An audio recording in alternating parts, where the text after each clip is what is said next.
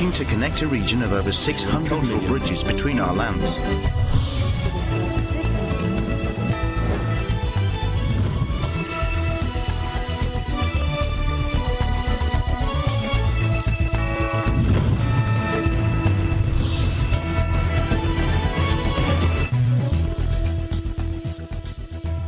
Hello, I am Crystal Mapa. Welcome to ASEAN and Future. On tonight's headlines.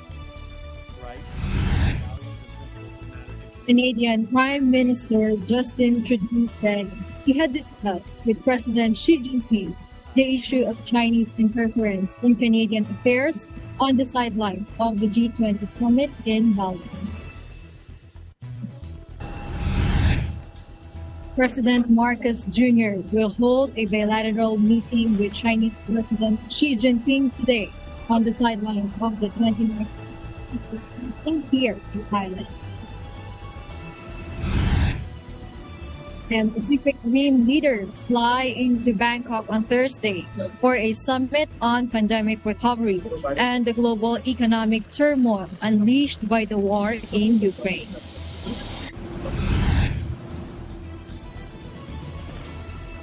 And dishes that are going to be served to the world leaders attending the APEC Summit Gala Dinner are showcased here in Bangkok. Themed Future Food for Sustainability, and the menu will include traditional food from every region here in Thailand. First in our news, Canadian Prime Minister Justin Trudeau said Wednesday he had discussed with President Xi Jinping the issue of Chinese interference in Canadian affairs on the sidelines of the G20 summit in Bali.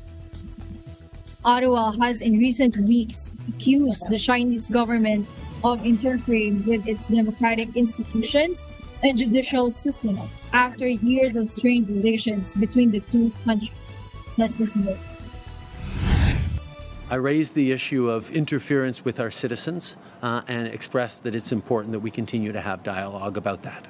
We know that China is an important global player in the economy and has a very big impact on events around the world. And Canada needs to be able to engage constructively and directly on areas we can work together, while at the same time we continue to be there to challenge on human rights, on values and principles that matter to Canadians, and look to advance the interests of Canadians. And this is something that we're going to consistently do in a clear and hopefully a constructive way. Trudeau met Xi on Tuesday, the first face-to-face dialogue between the two leaders since 2019.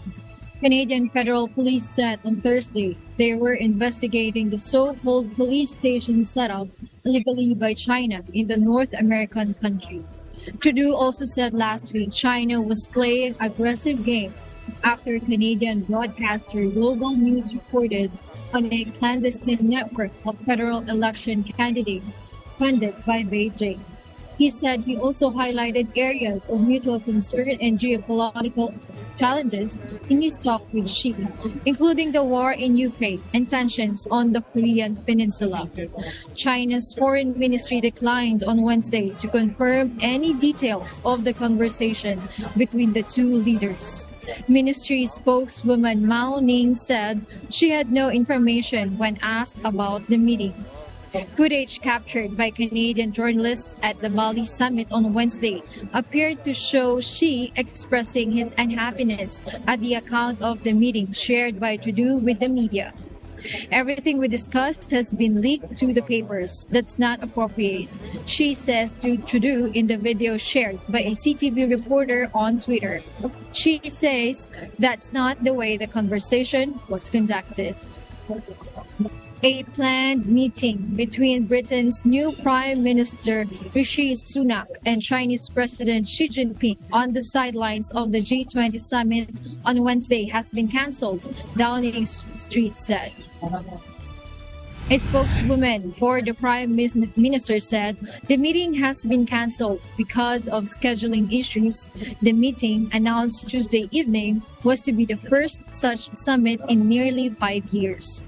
Chinese Foreign Ministry spokeswoman Mao Ning said, "I have no information to share with you, but I would like to emphasize that China is committed to promoting the healthy and stable development of China-UK relations," she added. "We hope the UK works together with China." The UK Prime Minister's office said the key issues being discussed at the G20, including the global economy and food and energy security, cannot be resolved without coordinated action by all the world's major economies, and that includes China. Prime Minister Sunak met U.S. President Joe Biden on Wednesday and both condemned the war in Ukraine as barbaric after 2 people died when a missile hit Poland. Let's watch this. The moment when world leaders here in Bali are seeking to make progress on global peace, Putin is striking civilian targets and children and women.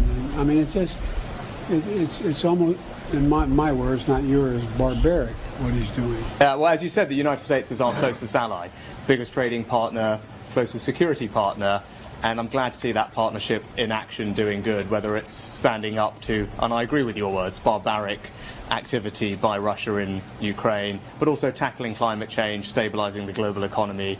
Our values are aligned, our interests are aligned. They were speaking as tensions spiraled over the deaths of 2 people when a missile hit inside Poland across the Ukrainian border. President Biden told Sunak they were on the same page in terms of supporting the Ukrainian people's right to be free of all Russian forces in their country.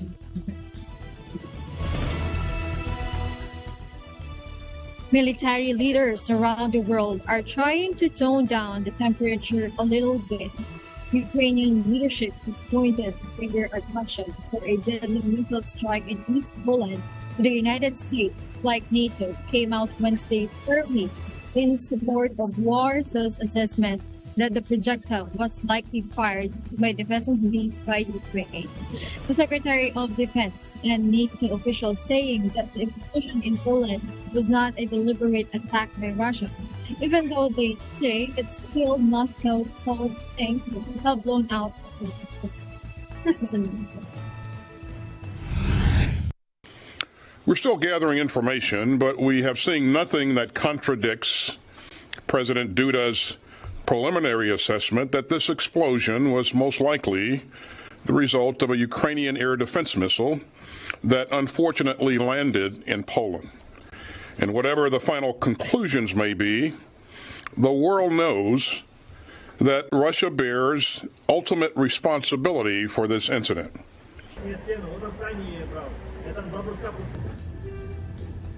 World leaders are breathing a sigh of relief that it was not, they say, a Russian missile was to blame for that explosion. It's something that could have dragged the West into a direct conflict with Moscow. Basically, they say it was a Ukrainian defense missile and that it eased the panic in the last 24 hours. Russia has denied any wrongdoing, calling the incident a provocation and insisting that it had nothing to do with the missile blast.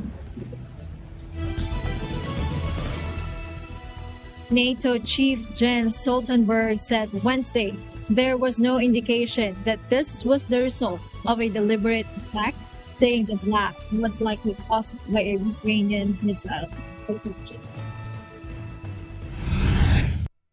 But let me be clear. This is not Ukraine's fault. Russia bears ultimate responsibility as it continues its illegal war against Ukraine. The explosion sparked concerns that NATO, which Poland joined in 1990, might be drawn into the conflict between Russia and Ukraine. Poland is protected by NATO's commitment to collective defense enshrined in Article 5 of its founding treaty, but the alliance is unlikely to invoke it given the likely origin of the missile. Poland put its military on heightened alert following the fact. It also summoned the Russian ambassador for immediate detailed explanations. This comes after President Biden, who was still in Bali, Indonesia, called for an emergency of allies, saying that it was unlikely this was a Russian explosion. As for Russia, the Foreign Ministry condemned its initial reaction, condemning the explosion, calling it outrageous, and that it happened without the desire to understand the situation. And Polish police putting out pictures and videos of ASEAN leaders. Polish President Andrzej Duda said Wednesday it was very unlikely that the missile was fired by Ukraine, defending itself from Russian missiles. Aerial weapons expert Pierre Gasser from the Paris-based Swiss Research Institute identified the missile type as 5B-55, which is used by the Ukrainian army.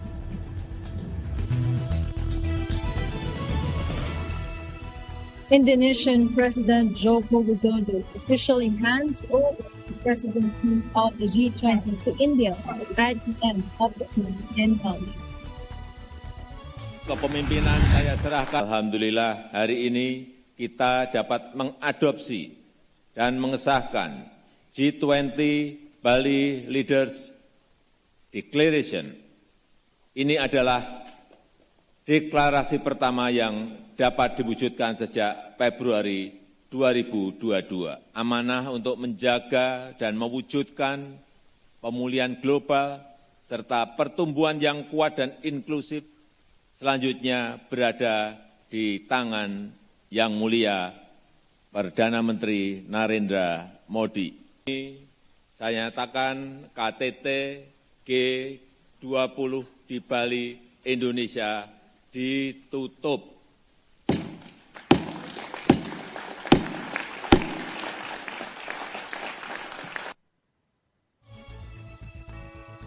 Meanwhile, rich nations pledged to raise at least $20 billion to help wean Indonesia off coal and reach carbon neutrality by 2050, a decade earlier than planned. The United States, Japan, Canada, and 6 European countries signed the accord with Jakarta on the sidelines of the G20 summit in Bali. Under the deal, Indonesia, home to the world's third-largest rainforest, pledges to be carbon neutral by 2050, 10 years earlier than previously planned, and to almost double its renewable energy generation by 2030. President Widodo hailed the deal. Myanmar's military said Thursday it will release almost 6,000 prisoners, including a former British ambassador, a Japanese journalist, and an Australian economics advisor who will be deported in a rare olive branch from the island. Former British ambassador Vicky Bauman, Australian economics advisor Sean Turnell, and Japanese journalist Toru Fukuda will be released to mark National Day, a senior officer told AFP. Bowman, who served as ambassador from 2002 to 2006, was detained with her husband in August for failing to declare she was living at an address different from the one listed on her foreigner's registration certificate. They were later jailed for 1 year. Her husband, prominent artist Tin Lee, will also be released, the military official said. A British diplomatic source said Bowman had not yet been released, but they expected her to be freed.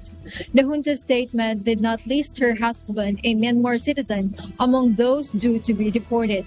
Sean Turnell was working as an advisor to Myanmar's civilian leader Suu Kyi when he was detained shortly after the coup in February last year.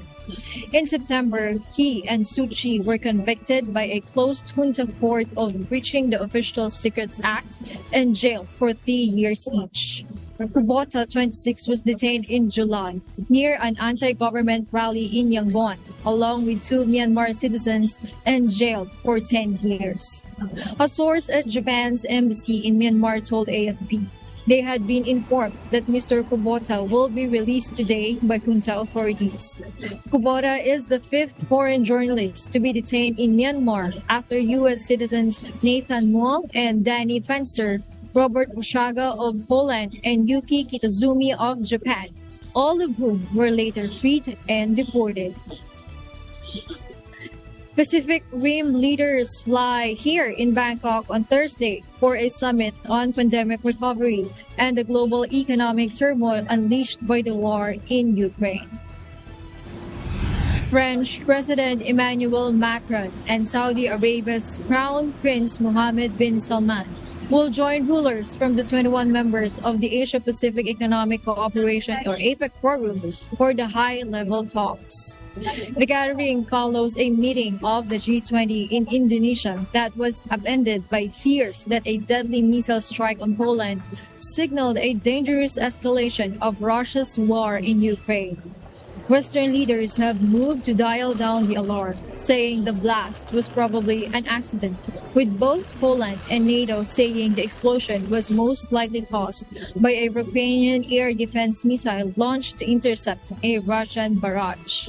U.S. President Joe Biden held emergency talks with G7 and NATO allies before saying it appeared unlikely that the missile was fired from Russia. China's President Xi Jinping will arrive here in Bangkok later Thursday, days after a landmark summit with Biden in Bali. The superpower pair tried to take the heat out of their rivalry. They emerged from 3 hours of talks on Monday, declaring there need not be a new Cold War, speaking of their desire to prevent tensions from spilling into conflict. While the pair still clash on the question of self-governing Taiwan's future, a major regional flashpoint, they found common ground on Ukraine. The APEC summit caps an intense fortnight of diplomacy in Asia, following the G20 and a gathering of Association of Southeast Asian Nations leaders in Phnom Penh last week. Alongside the main summit, Xi is expected to hold bilateral talks with Japanese Prime Minister Fumio Kishida, the Chinese leader's first in-person talks with a Japanese leader since 2019. President Ferdinand R. Marcos Jr. will hold a bilateral meeting with Chinese President Xi Jinping today on the sidelines of the 29th Asia-Pacific Economic Cooperation or APEC leaders meeting here in Thailand, Malacanang announced Thursday.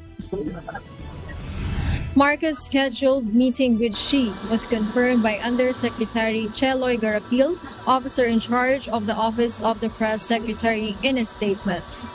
Marcos flew to Thailand on Wednesday, while Xi is expected to arrive here in Bangkok on Thursday. This is the first time Marcos and Xi will meet in person. The bilateral meeting between the two leaders will happen prior to Marcos' scheduled state visit to China in the first week of January 2023. Garapil echoed Marcos' earlier plan to raise the South China Sea if he meets Xi. The chief executive said that it's impossible for him to talk to China without mentioning the West Philippine Sea issue, she said. China and the Philippines are among the several littoral states which have overlapping claims in the SES, with Beijing claiming around 80% of the contested waters. During the 25th Association of Southeast Asian Nations Summit in Phnom Penh, Cambodia on November 11, Marcos called for the early conclusion of a final and binding code of conduct in the SES and emphasized the need to uphold the United Nations Convention on the Law of the Sea or UNCLOS as the universal framework in oceans and sea activities. Meanwhile, foreign ministers from APEC member countries held a plenary meeting here in Bangkok on balanced, inclusive, and sustainable growth. Optimize our trading algorithm.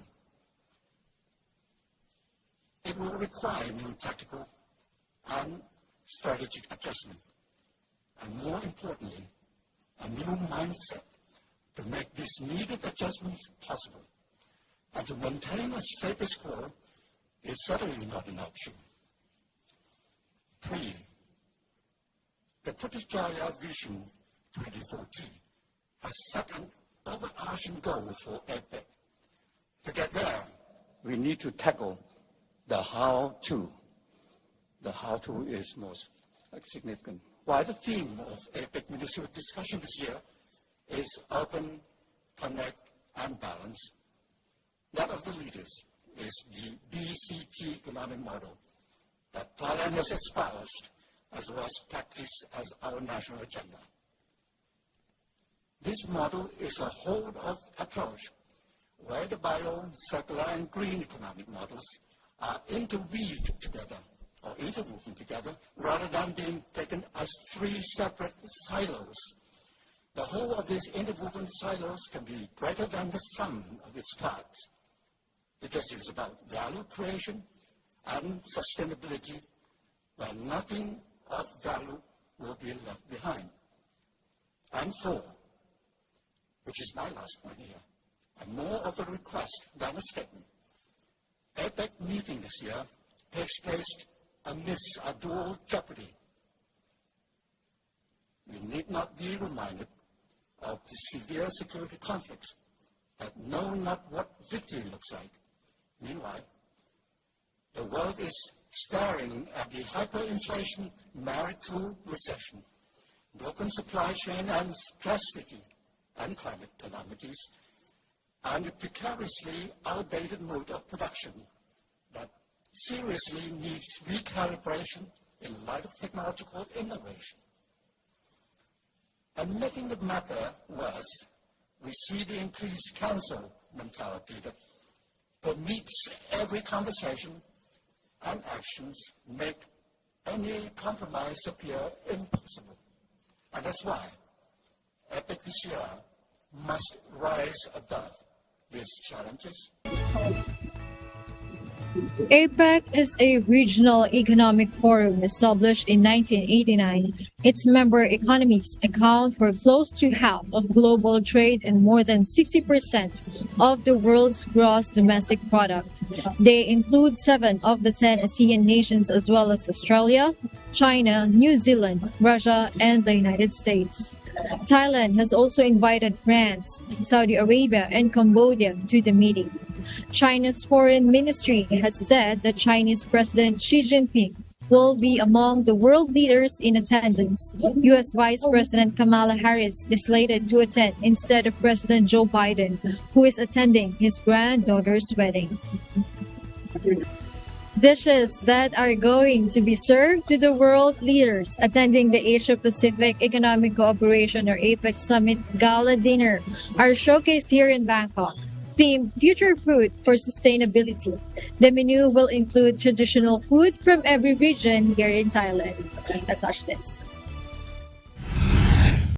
ก็เราทำตัวนี้ขึ้นมาด้วยกันเพื่อแสดงเห็นศักยภาพของประเทศไทยว่าเรามีการพัฒนาเรื่องของฟิวเจอร์ฟู้ดต่างๆนะแล้วแน่นอนมันเรื่องของ sustainable ซึ่งโปรเจกต์ของการทำเมนูของกาลาดินเนอร์ก็เป็นโปรเจกต์ sustainable อยู่แล้วซึ่งจะมี plant based อะไรต่างๆเข้ามานะครับมีในส่วนของภาคกลางคือกุ้งแม่น้ำแล้วก็ความเป็นต้มยำกุ้งสูตรโบราณที่นำเสนอขึ้นมานะครับผมสั่งให้สีพิเศษข้าวเก็บเกี่ยวเมื่ออาทิตย์ที่แล้วนะครับเราจะเดินทางมาปัจจุบันพรุ่งนี้อันนี้คือภาคอีสานคร่าวๆนะครับแล้วก็จะมีตัวนี้ครับประมาณนี้นะว่ามันเนี่ยดีกว่าไหมดีกว่าไหมประมาณนี้นะ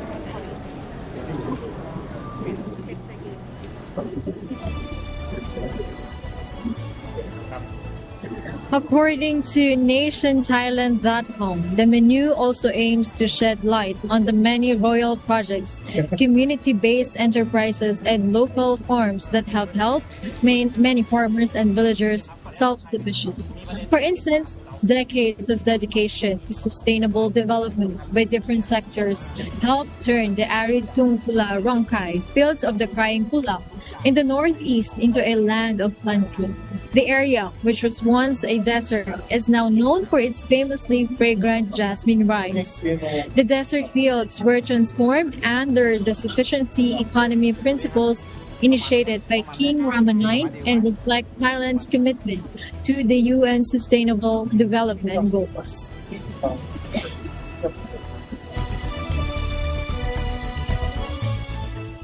And as my usual habit, I'd like to end the day on a positive note. Let's encourage and build each other up so that no one is behind. That is based on ASEAN's 2025 UN Sustainable Development Goals 2030 and 1 Thessalonians chapter 5:11. Again, I am Crystal Mapa from APEC Economic Leaders Week here in Bangkok, Thailand. Thank you for watching and we live in extraordinary times.